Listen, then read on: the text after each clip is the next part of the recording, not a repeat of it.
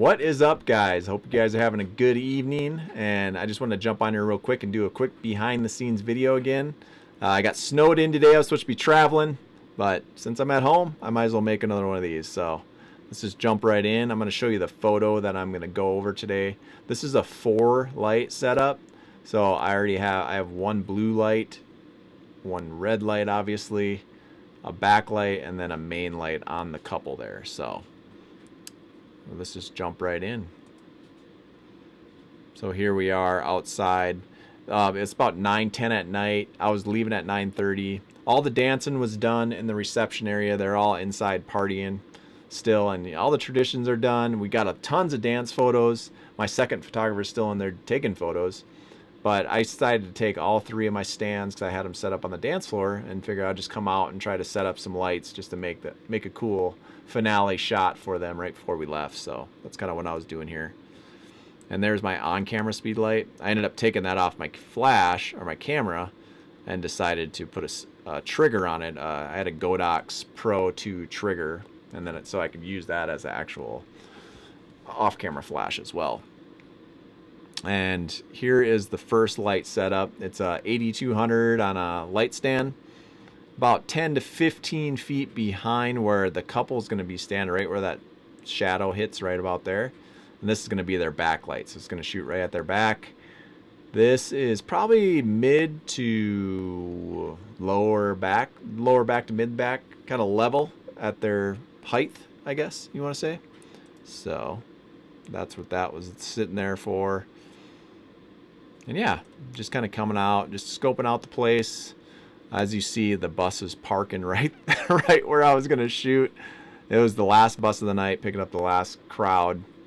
And I even went over to him, kind of asked him, like, hey, do you think you could move? You know, I'm going to do one last shot here. He was really nice. It all ended up working out because he left right when I took the photos. So right after his last load. So it worked out perfect. Yeah, here I come over and talk to him. Hi. Yeah, I'm just going to fast forward through all this.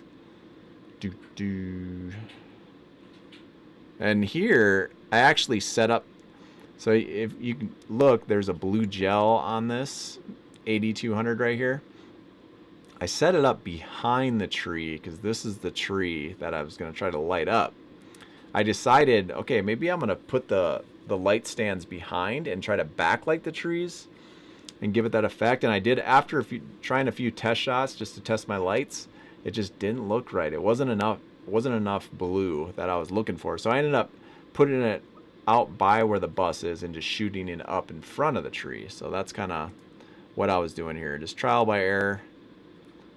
I've already asked the couple, you know, hey, do you guys want to come out and do a quick last finale shot? They're like, yeah. So I just told them, you know, you guys just keep partying. I'll come out and get you when I got everything set up. So my second's still in there, kind of shooting some photos. I'm just going to fast forward through all this. So here I'm just doing a few test shots with a group of people. And then once I felt comfortable setting it up, I went back in, got my second, grabbed the bride and groom. We went all the way back out. And it worked out kind of perfectly because you can see all this light, like from the bus. It was like a big light. And it worked out perfect because the couple was standing here and a lot of their guests were leaving. This was the last bus ride. So they got to sit there and say goodbye to everybody. So it actually worked out just perfect. And then the bus left right when we needed to take the photo. So I was just here kind of taking some test shots with Katie. She was helping me out. She was one of my light stands. And here we go. So the bus is leaving. So you can see right there, this is my main. Here, I'll let it play for a little bit. All right, guys, I'm gonna have you stand right, because that's gonna be like behind you. Like so here. Well, you know, I might try a different shot. Let's do, so you, Ashley, stand right here. So I want you in the middle, and I'm going to you face me here. Okay. And then, let's see, come over this way just a little bit. Perfect. You come behind her, so your shoulder's kind of behind her like that. A little bit out. Good. Let's do your arm around your waist. your hand like right here, and then this hand over top of his, so you got your ring. Yeah. I like that shot. This should do it. Let me see what. I'm gonna pause it right here for just a second. I'm sorry about the quality of the video too. It was so dark, and this camera is just not that great in the dark, as you can see. But I'm gonna try to point it out as the best I can here. So this is the main light that's directed on the couple here, Ashley and Tim. I'd say it's about 9 to 10 feet extended, and then there's an 8200 on top there. I did have a mag sphere on there, a mag grid, and I had a mag half CTO gel on there. I use all MagMod products. If you haven't heard of them guys, go check them out. They got a bunch of cool, they're so great for weddings. But anyways, go back to the light setup. The reason I had a half CTO gel was just because of all these tungsten lights, and they're all oranger, so I just kind of wanted to kind of match that with the light that's shining on my couple. So I only did a half CTO gel just to kind of add a little bit of warmth to them. And the reason I did a grid is just because I didn't want the light to shine down and just spill all over these flower plants and this tree, because this is the tree I want to light up in blue. So I just didn't want all that spill light. So I thought a grid would just kind of help direct and keep that light directed right on the couple. And then the spheres just kind of softens that light. It adds a little effect of a softener. So perfect. And then Katie over here, she's my other light stand. She is holding my on-camera speed light, but I'm triggering it with the trigger on my camera. And it has a mag sphere on it and a red gel on it. So I just put a red gel mag sphere on there. And then over here, you can see the other one on the stand here. This is just the 8200 with that blue gel that I had in the bush way back here earlier trying to backlight it. Now I just turn it out front, and I'm just going to blast it right up in the gel, or in the tree. And then right behind him is that light stand about mid-back, about 10, 15 feet back behind them. So we got one light, two light, red, blue, and then we got the main light on them. And I'm going to open up Lightroom so you can see. This is my first kind of test shot, and I'll just play it. What the light looks like. I was waiting for that. I might actually dumb these down just because I don't need too much light. Yeah. Yeah, I made them brighter, sorry.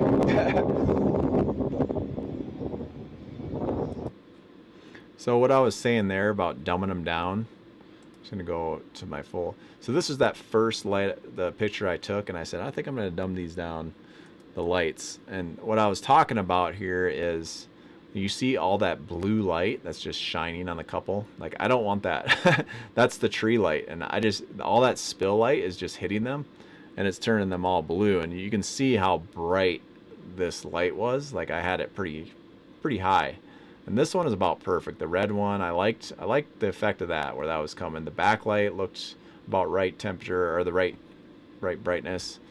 This, I needed to pop up with just a little bit hotter as well, because if this is a little bit stronger and this is a little bit lighter, like, this main light will overpower that blue and kind of cover that up, and then the blue light won't spill as much if I dumb it down a little bit. That's kind of what I said, the dumb it down.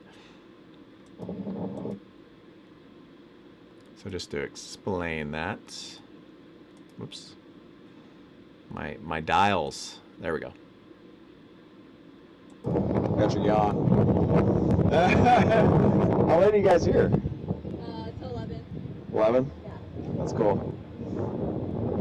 All right, I think I got her tuned in. Oh, I like that wind blowing. Look at each other.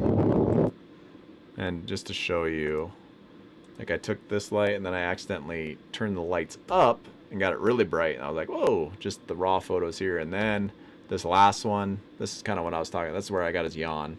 But you can see the difference of, like, there's not all that blue spill light. There's a little bit in the shadows, but it's mostly just the main light on them, and then this light is a little bit more quiet, you know, it's not as bright. So I think I did turn it down one more notch, but just to show you kind of where my head was at the time of the shoot. So there we go. Awesome. That's beautiful.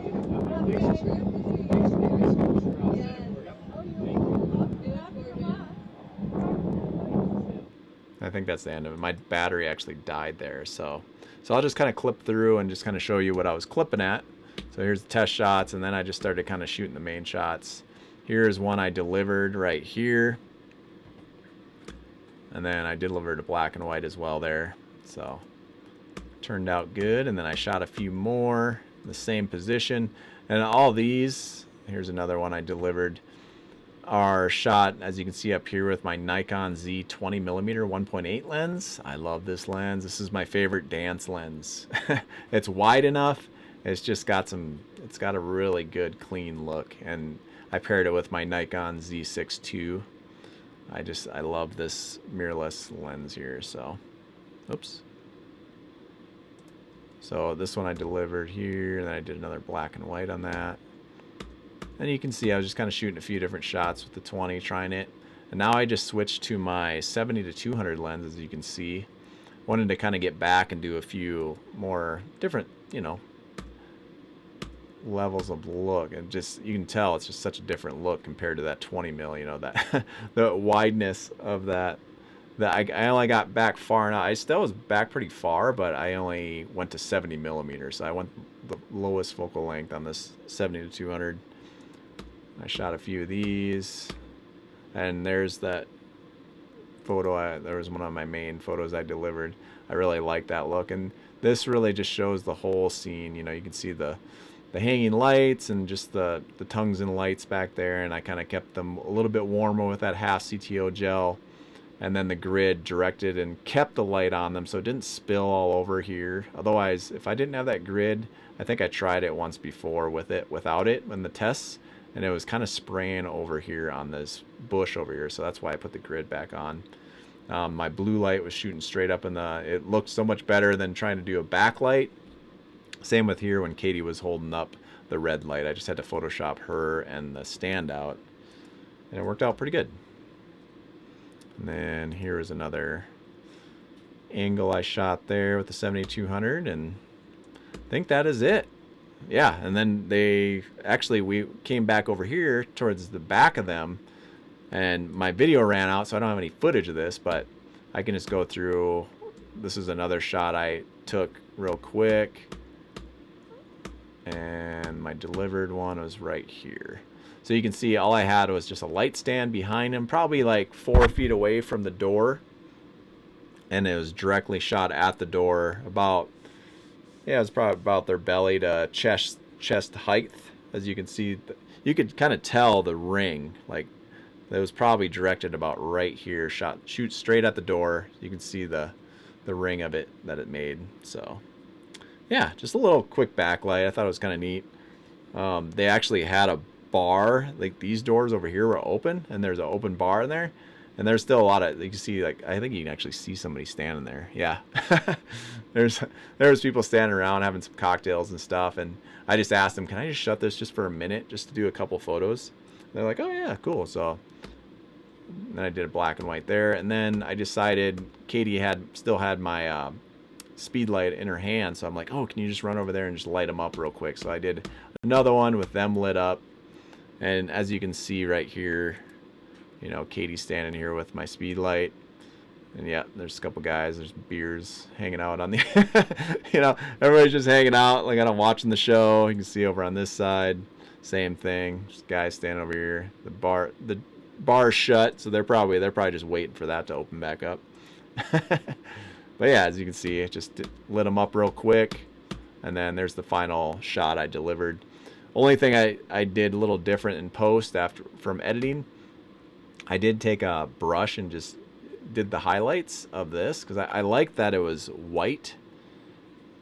So as you can see, it's like, you know, white paint around the outside. So all I did is just take a brush, go over this, in Lightroom, and then I just lit up the highlights just a little bit just to give it a little effect. I liked that because I like these hanging lights here as well. Just kind of directed it, and that kind of directed you to the couple as well. So kind of fun.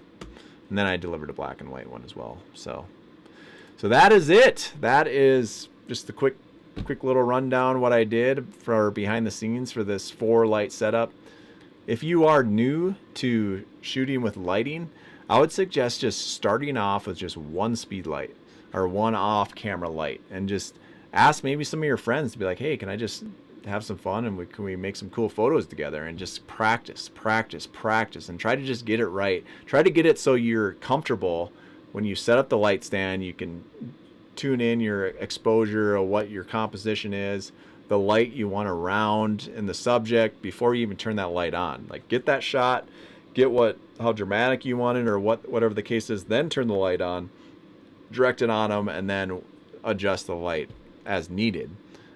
So thanks for coming on, guys, and if you like this video, please subscribe, and hit that bell. It really helps me out, it really helps the channel out, and more content to come. So thanks for jumping on, and have a good night.